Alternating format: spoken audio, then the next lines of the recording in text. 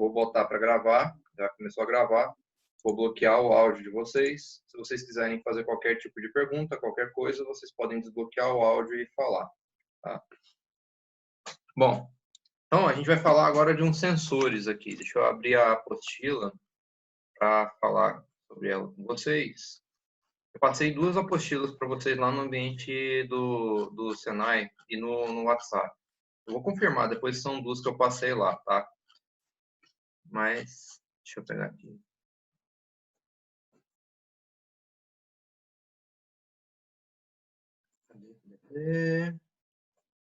Pronto, vou compartilhar aqui a minha tela agora com vocês. Share screen. Bom, então, a gente vai começar a falar sobre questão de sinal elétrico, de sensor. Essa apostila aqui, a gente fala, essa apostila cita alguns tipos de medição de sinal. Tá? Existem vários sinais. Hoje em dia eu costumo falar que essa apostila ela dá um exemplo de coisas antigas. Por que eu falo que dá um exemplo de coisas antigas?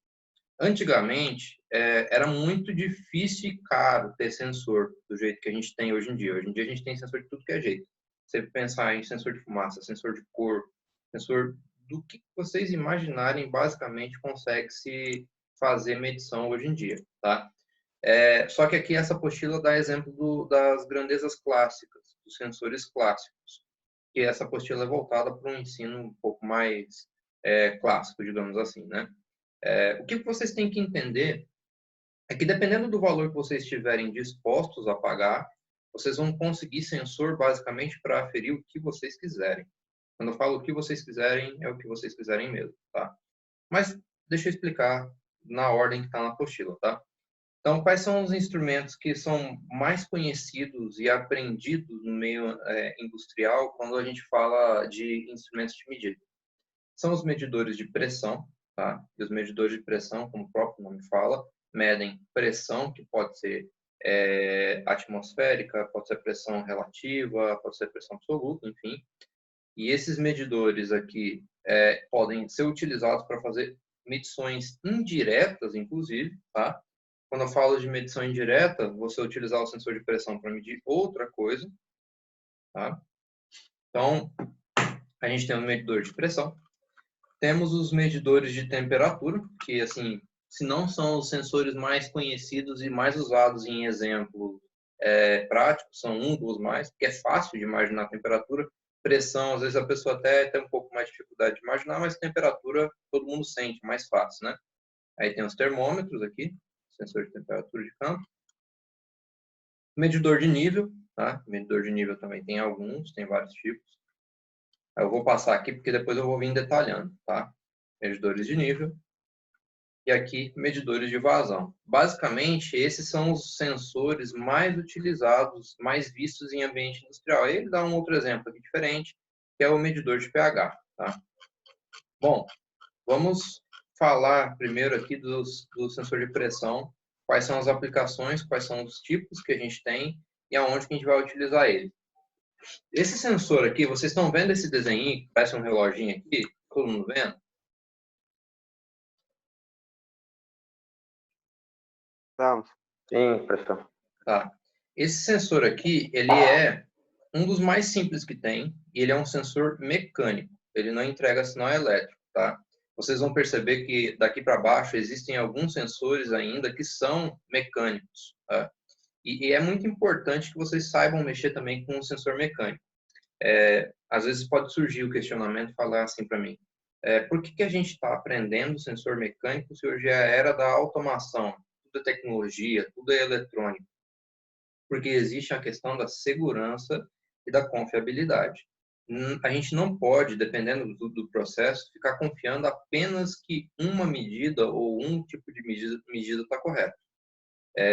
Vou dar um exemplo. Em uma caldeira, a pressão de uma caldeira, ela pode ser pode não, ela é uma das variáveis mais importantes, porque se aumentar demais o nível de pressão da caldeira, ela vai explodir. Não sei se alguém aqui trabalha com caldeira, mas basicamente é isso. Você tem que tomar muito cuidado com essa questão de pressão. Então, você não pode ficar só confiando sempre no sensor que está fazendo a aferição eletrônica lá. Às vezes, é interessante você ter uma prova real com um sensor que ele é mecânico, não só o eletrônico. E isso daí se expande para outras áreas. Vou dar um exemplo de uma área que eu não atuo, mas sou muito curioso e acho legal, que é a área de aviação.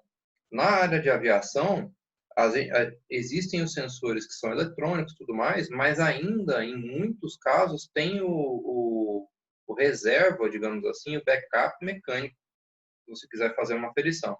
Hoje em dia, está caindo bastante isso, tá? Quem já vê um pouco de aviação sabe que hoje em dia a eletrônica está com redundância, redundância, redundância, e acaba que o equipamento hoje em dia mecânico está caindo em desuso. Mas até pouco tempo atrás, era obrigatório ter um sensor mecânico aferindo direto lá na aplicação para fazer um feedback, ou fazer uma feedback não, para fazer uma validação do valor eletrônico, por questão de segurança. Tá? Então, sensor de pressão aqui, ó, ele é utilizado esse aqui é um mecânico, né? Aqui ele é um tubinho que ele faz essa voltinha aqui, e esse tubinho é feito de um metal maleável. Quando você joga ar aqui dentro ou qualquer outra coisa, ele vai expandindo esse mecanismo aqui, vai fazer com que esse ponteiro varie e indique a pressão. Então, esse aqui é o funcionamento básico desse sensor de pressão que vocês estão vendo, que é o manômetro de tubo de Bourdon, um dos mais antigos que tem. Tem equipamento aí lá do começo da era industrial, que a gente imagina que ele já usava esse tipo de sensor de instrumentação. Existem outros sensores, e essa apostila aqui, na minha opinião, ela é um pouquinho incompleta nessa parte, porque ele fala pouco dos outros sensores de pressão que tem.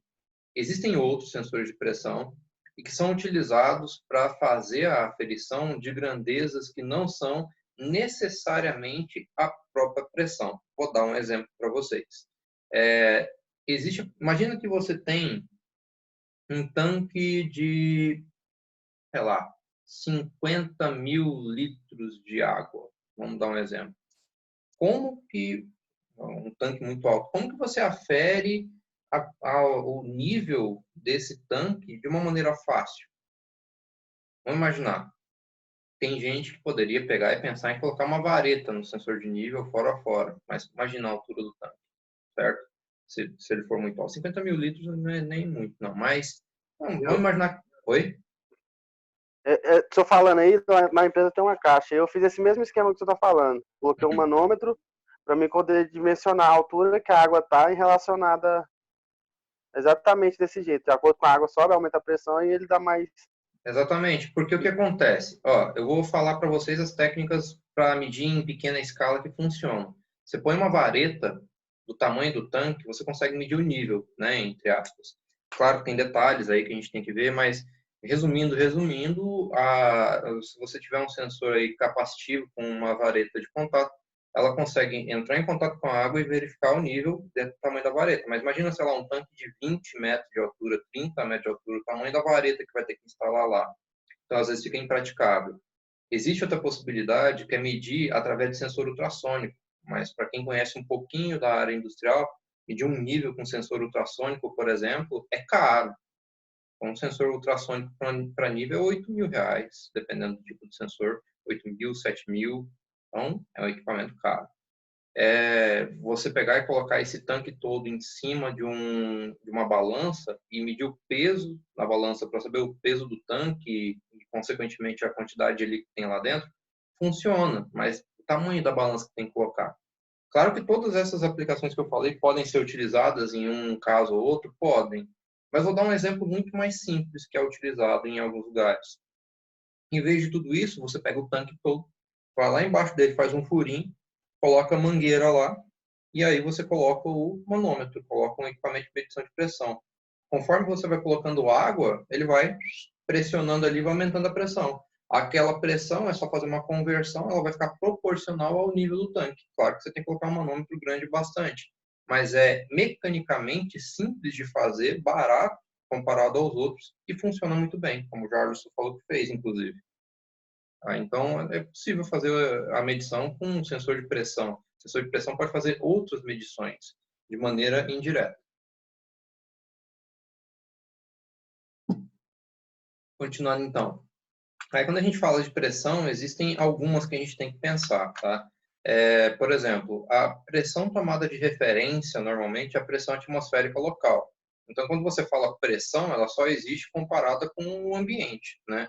Por exemplo, se você estiver lá no, sei lá, na atmosfera, fora da atmosfera, nossa, no espaço, você está num espaço de vácuo. Então, a pressão que a gente considera, por exemplo, de um tanque aqui é X no nosso ambiente, no nível que a gente está em relação ao mar. Se você for lá no vácuo, é outra coisa. Então, a gente tem que pensar bem sobre o que a gente está falando. A pressão absoluta é a pressão que considera o vácuo até o valor que você está medindo. Normalmente, os sensores que a gente mede não são assim, a gente não está preocupado com a pressão absoluta. A gente está preocupado com a pressão manométrica. Pressão manométrica é a diferença entre a pressão local, por exemplo, aqui, nosso corpo está exposto, em relação à parte de dentro de um invólucro, de um tanque ou de qualquer coisa do tipo. Então, é tudo comparado, a pressão manométrica ela é comparada ao ambiente referencial, ao lugar que você está. Tá? Então, esse é o jeito mais comum de se medir pressão. Porém, existem alguns casos que a gente faz de outro jeito. Vou dar um exemplo de uma outra aplicação que eu fiz. Em uma empresa farmacêutica de Anápolis, tem um tanque lá chamado leito fluidizado.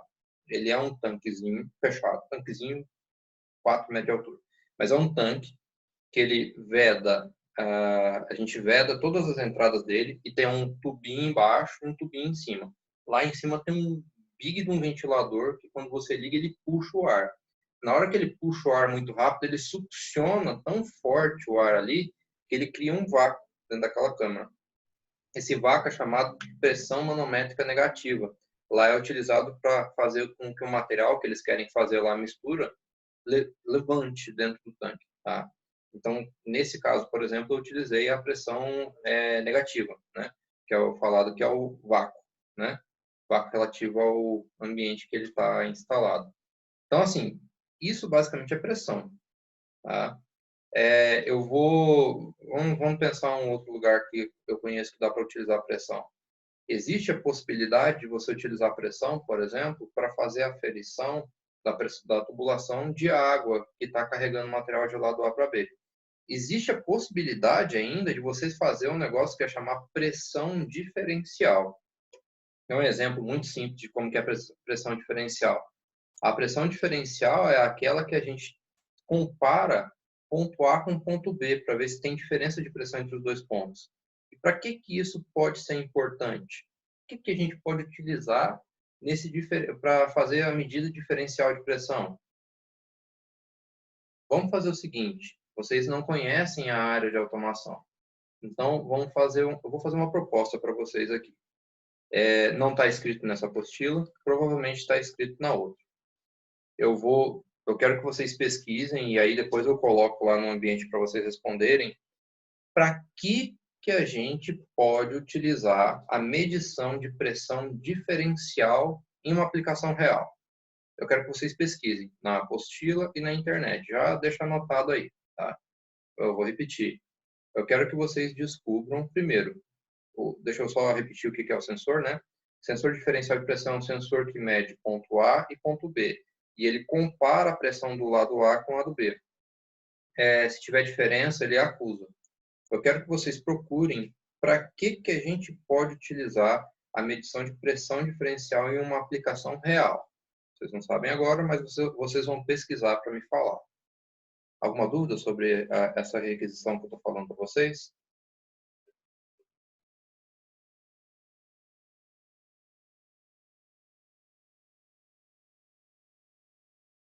Todo mundo Comigo zero não, fala? tudo tranquilo.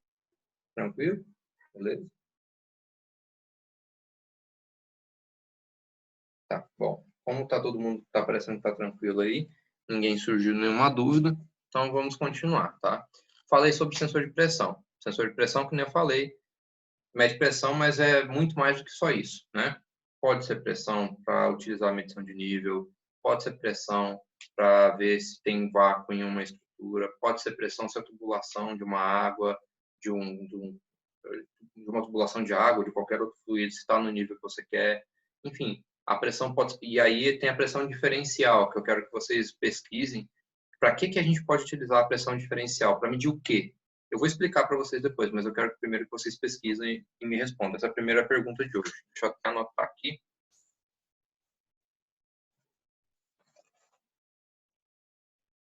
Pesquisar diferenças, aplicações.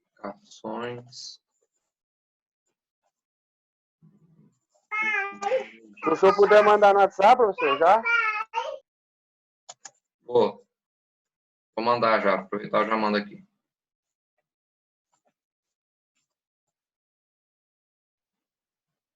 Deixa eu anotar aqui, espera um pouquinho. Vou mandar no grupo de vocês aqui.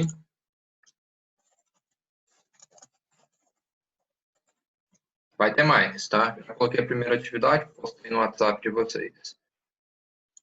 Agora vamos continuar aqui a explicação.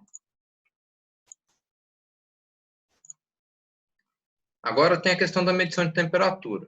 Medição de temperatura, essa daí é mais direta, digamos assim, né? Temperatura é temperatura. Não tem muito o que fugir. Mas o que é o legal da medição de temperatura não é o que ela fere, que é a grandeza, mas sim de que maneira que ela fere. Existem N meios de vocês fazerem a medição de temperatura. É tanto jeito de fazer a aferição de temperatura que, assim, você escolhe basicamente adaptado à sua aplicação. Quando eu falo isso, que a gente tem muito jeito de medir temperatura, eu estou falando dos métodos que são mecânicos. Quando eu falo da parte elétrica, hoje em dia, basicamente, a gente usa dois métodos, tá? Dois métodos para fazer a aquisição de temperatura, quando a gente fala elétrica. Agora, vamos ver aqui da parte mecânica. Olha, existe sensor de temperatura, por exemplo, que é o sensor de temperatura que é aquele que vocês conhecem e quem é mais das antigas, né? Porque eu não sou velho desse jeito. Mas na minha época usava o termômetro de temperatura de mercúrio, certo? O termômetro de mercúrio, ele é basicamente uma escala reduzida de um termômetro que tem no ambiente industrial que também é de mercúrio, tá? Tem de mercúrio, tolueno, álcool, acetona, enfim, tem vários. Mas o princípio é o mesmo, você aquece isso daqui e aqui dentro tem um líquido, mercúrio ou qualquer outra coisa, que ele dilata. Como ele dilata por causa do aquecimento, no caso do nosso corpo, ele sobe aqui e indica para a gente a temperatura. É um dos meios mais antigos de se medir temperatura que a gente conhece. Porém, existem outros. Por exemplo, aqui, ó, termômetros bimetálicos. O aquecimento faz com que uma espiral composta de duas chapas de metais com dilatação térmica diferente se curve e movimente um ponteiro que indica o valor de temperatura. Deixa eu fazer uma pergunta antes de fazer uma outra pergunta. Vocês já tiveram aula aprendendo a mexer com um contator, com um disjuntor, relé de sobrecarga? Não, professor, ainda não. Não? Ainda não tiveram? Eu já achei que Ainda vocês não. teriam. Bom, eu vou Era pra adiantar. gente. A gente tava tendo aula com um professor aí de acionamentos elétricos, né? Que eu acho que era o que a gente ia ver. Qual Mas a professor? gente. Mas barrou. O Ageu era um professor terceirizado, parece. Fiquei sabendo dessa história. O pessoal do Senai estava conversando comigo para talvez eu assumir a matéria dele, porque eu trabalho com essa área, né? Mas aí eu não sei como vai ficar, porque daí o pessoal ia ter que me tirar de uma outra turma. Não decidiram ainda, né? Pena que vocês não viram. Bom, eu vou tentar explicar de uma maneira bem rápida. Dentro de um disjuntor, dentro de um relé de sobrecarga, dentro desses equipamentos que percebem sobrecorrente, existe, deixa eu bloquear o áudio aqui, não, porque tem algum áudio desbloqueado. Existe um equipamento, um material chamado bimetal. O que é um bimetal?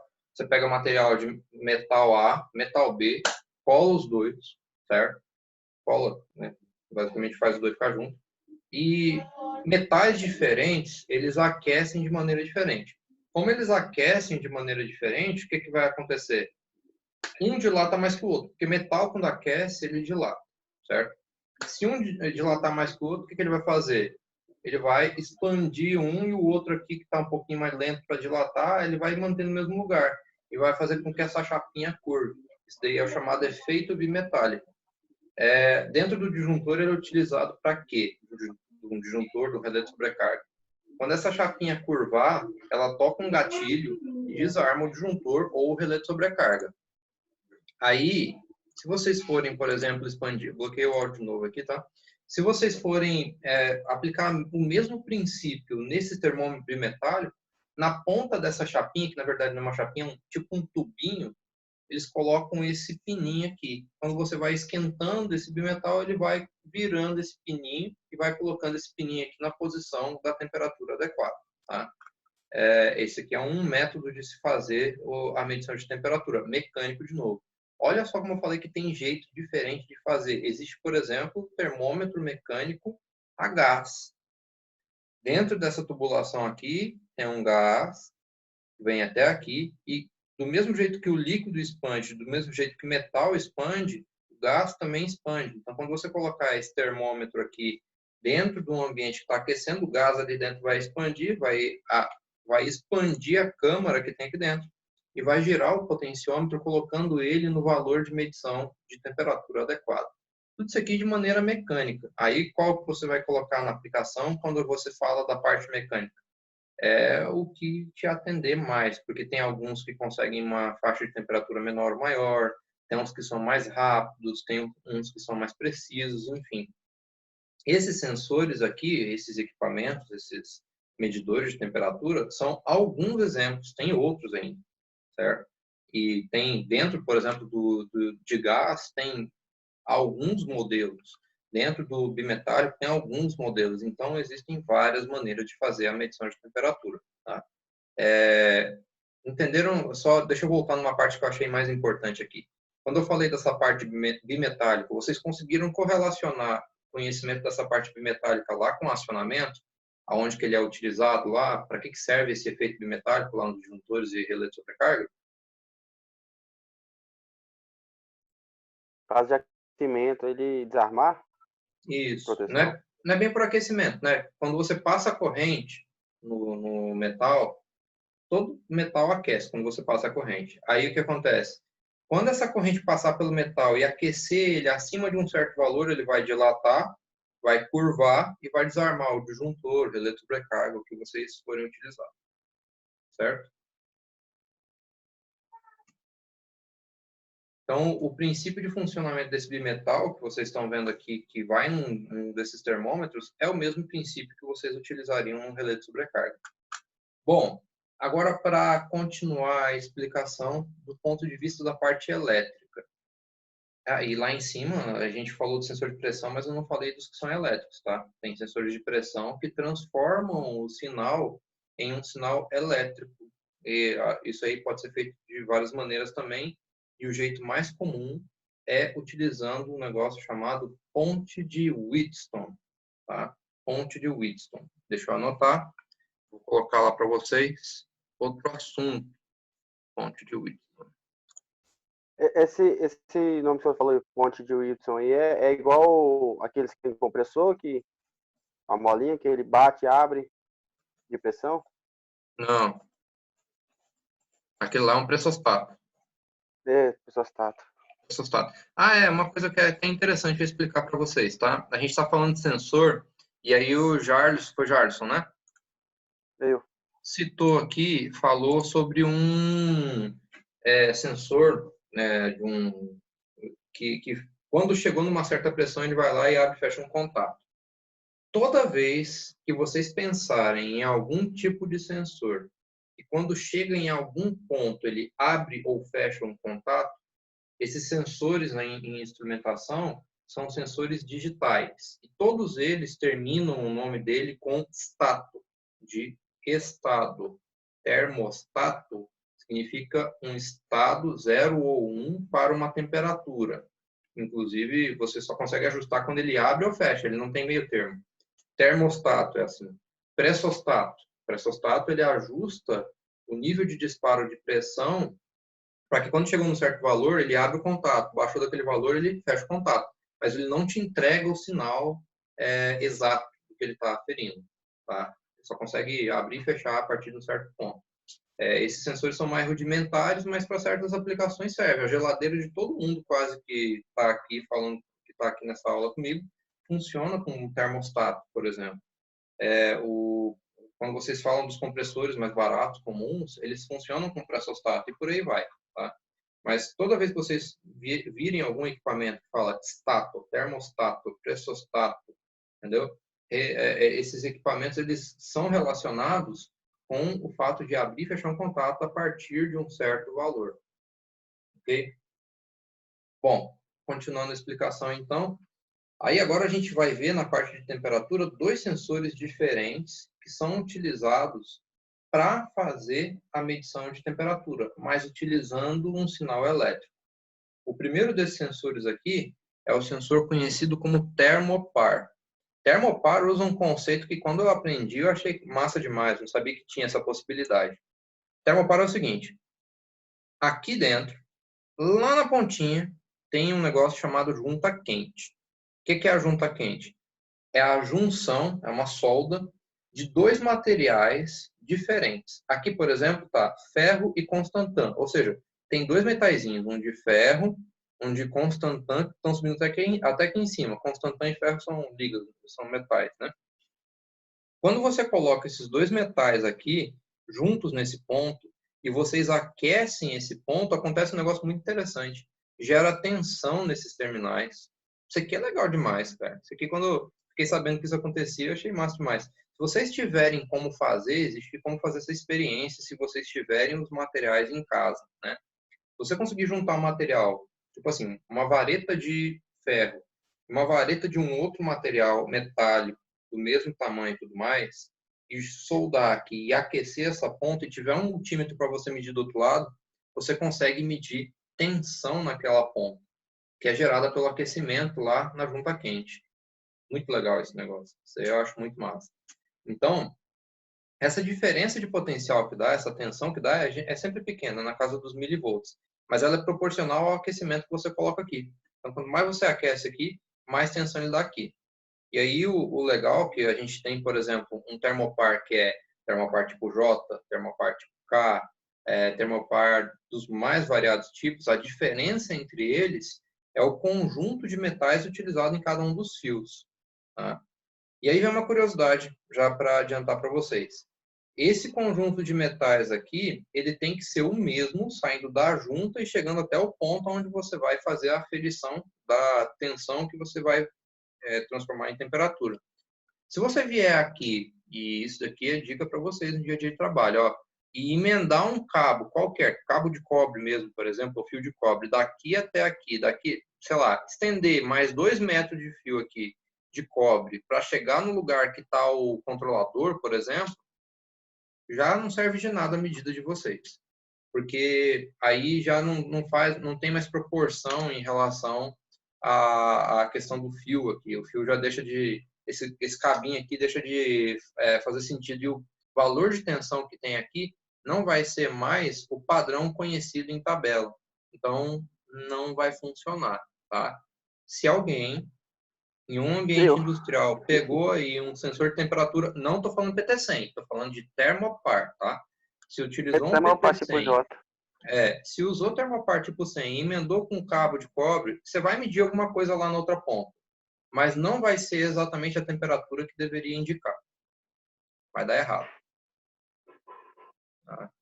Aí o que você tem que fazer, já para dar uma dica para vocês? Existe o cabo de compensação. O cabo de compensação nada mais é do que um cabo que tem as duas ligas de metal aqui dentro que são iguais ao do termopar. E aí elas vão até o equipamento que você quer ligar. Aí não vai dar problema. Não vai dar diferença não. Agora, se botou fio de cobre aqui no meio do caminho, aí, meu amigo, pode esquecer que não vai indicar certo não. Só para tirar a dúvida, professor, normalmente eu uso bastante também desse sensor tipo J. Só que tem alguns lugares que é um pouquinho mais longe, e às vezes a gente emenda realmente. Mas assim, não tem uma precisão 100%, pode ter uma variação. Mas se eu pegar, vamos supor, um outro sensor que às vezes rebentou a pontinha, que não está apagando a leitura, e continuar com o mesmo cabo, vamos falar, a mesma liga que já vem de fábrica, ele vai passar correto. Se for a mesma liga, sim. Porque daí é como se você estivesse fazendo cabo de compensação. Ah, tá. Beleza. Legal? Esse daqui pega demais, tem gente mais que eu vejo e não é formado, viu? Trabalhando na indústria aí que faz isso aí. Mas às vezes é o seguinte, pro cara não faz tanta diferença, sei lá, dá 2, 3 graus de diferença, mas tanto faz pro cara, então eles fazem isso no meio da indústria, volta e meia. Tá? Bom, essa parte da aula aqui, ela está findando aqui, menos de 1 minuto. Eu vou parar e iniciar a próxima parte. 5 minutinhos aí a gente já volta, tá? 30 minutos falando direto aqui cansa. Até já.